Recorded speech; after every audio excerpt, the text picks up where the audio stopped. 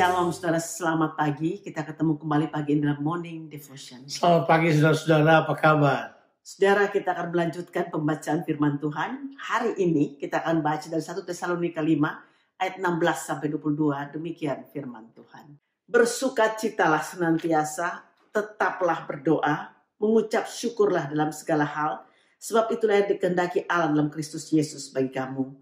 Janganlah padamkan roh, dan janganlah anggap rendah nubuat-nubuat, ujilah segala sesuatu dan peganglah yang baik, jauhkanlah dirimu dari segala jenis kejahatan. Saudaraku, ibadah adalah suatu hal yang sangat penting dalam kehidupan orang percaya. Ibadah yang dimaksudkan di sini bukanlah ibadah yang sering kita jadikan ritual atau kebiasaan.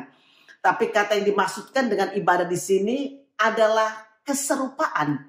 Jadi artinya apa saja yang kita lakukan seharusnya menyatakan sifat, karakter, dan juga kuasa Tuhan. Jadi ibadah ini yang kita sebut adalah pola hidup ilahi.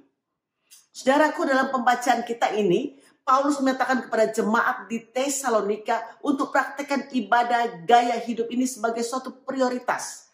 Paulus memulai dengan bersukacitalah senantiasa. Wow, kita perlu saudara untuk bersukacita di masa-masa yang sulit seperti ini. Karena sukacita itu merupakan ekspresi keselamatan di mana kita sudah diselamatkan oleh Tuhan kita Yesus Kristus. Dia adalah juru selamat kita karena kita sudah dibebaskan dari dosa, dari kutuk, dan juga daripada kematian dan dari hukuman, saudara. Ini adalah dasar kekuatan bagi kita orang percaya. Sukacita, saudaraku, tidak ditentukan oleh keadaan sekitar kita, tapi sukacita itu adalah karya Tuhan Yesus Kristus dalam hidup kita. Dalam pemahaman ibadah berikutnya, Paulus berkata bahwa kita perlu berdoa. Itu kata yang dipakai di situ adalah tetaplah berdoa. Memang doa di sini bukanlah sedikit waktu di sana, tapi sedikit waktu di sini, tapi sebuah totalitas kehidupan doa di mana kita bergantung kepada Tuhan, di mana kita kemudian bergaul dengan Tuhan.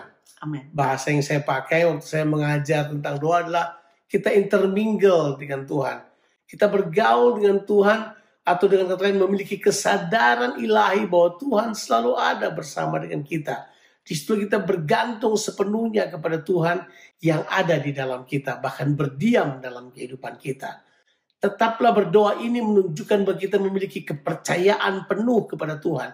Iman yang kokoh bahwa Dia yang memulai sesuatu dalam kehidupan kita akan menyelesaikan sampai sempurna. Makanya kita berdoa. Kita berdoa sambil bekerja. Kita bekerja juga berdoa. Kita buat apa aja tetap dengan doa yang bergantung kepada Tuhan. Ya, saudara, yang berikut ini adalah mengucap syukur dalam segala hal. Kita perlu bersyukur, saudaraku. Kita percaya waktu kita mengucap syukur, sesuatu yang luar biasa terjadi. Amen. Waktu kita mengucap syukur, bahkan mujizat dapat terjadi dalam kehidupan kita. Amen. Tuhan suka kalau kita bersyukur. Saudara, ini adalah tanda bahwa kita menjadikan Tuhan sebagai raja dalam kehidupan kita. Artinya kita setuju dengan apa saja yang Tuhan izinkan terjadi dalam kehidupan kita.